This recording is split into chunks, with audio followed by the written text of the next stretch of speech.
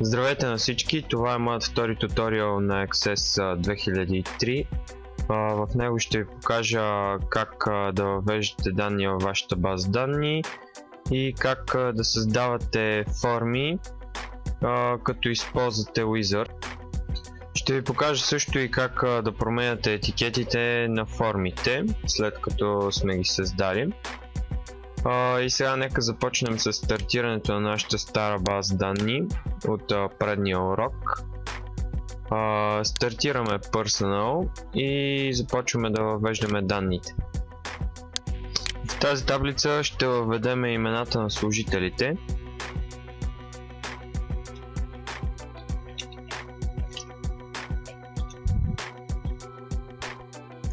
От падащия списък избираме позицията на човека, който сме въвели.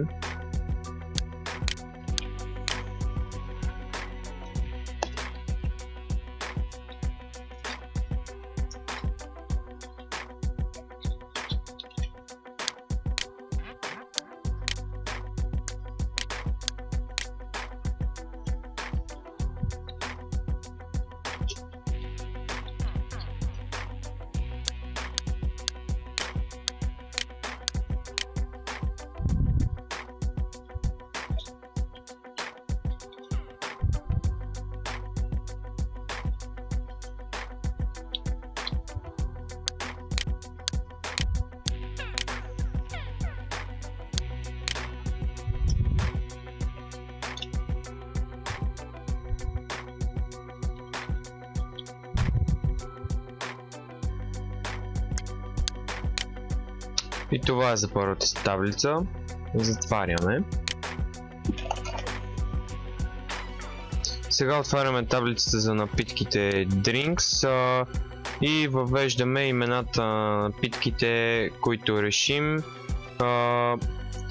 и техните цени също така. Ето така, аз въведох 10 произволни напитки и техните цени. Сега затваряме. След което ще ви покажа как се създават форми. Начините са два в Design View и By Using Wizard.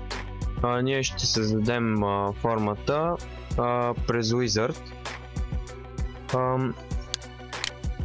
Стартираме. Така, първо избираме таблицата, в която ще се въвеждат данни чрез формата. В случая тя ще бъде Drinks. И избираме полетата, които трябва да се попълват. Местим всичките. И цъкаме Next. Избираме екранната организация на полетата във формата. И Next. Сега избираме графичния дизайн на формата. Ще изберем стандарт. И последно задаваме име на формата.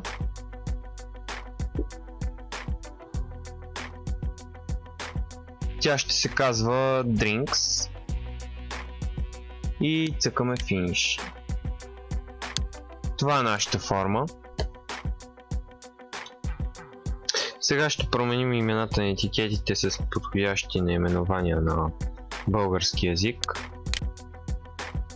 За целта отваряме в Design View формата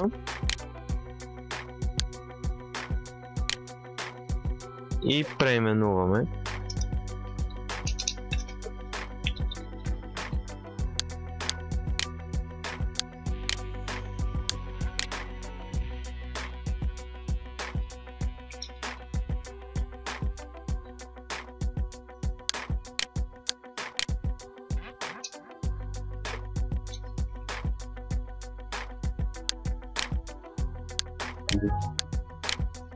Това е.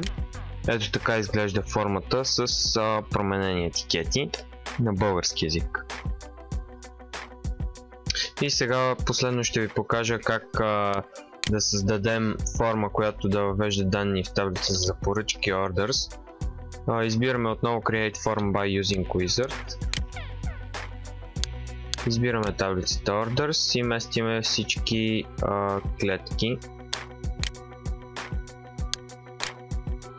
Даваме Next. Избираме Columnar.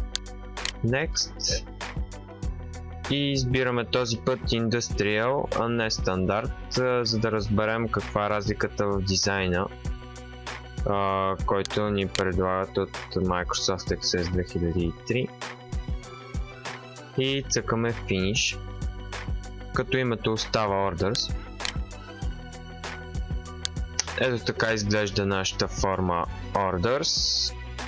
Сега ще я затвориме и ще я отвориме в Design View, за да преименуваме етикетите.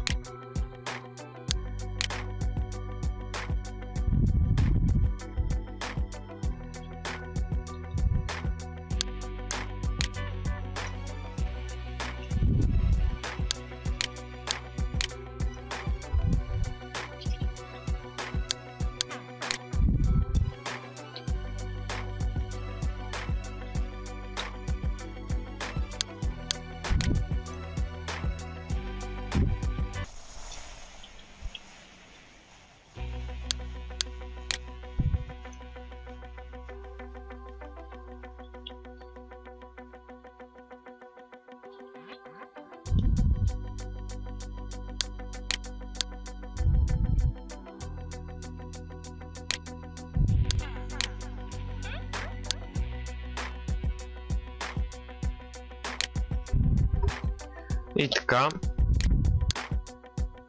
стесняваме, за да изглежда по-добре. Затваряме и записваме. И ето така изглежда нашата форма за въвеждане на данни в таблицата за поръчки.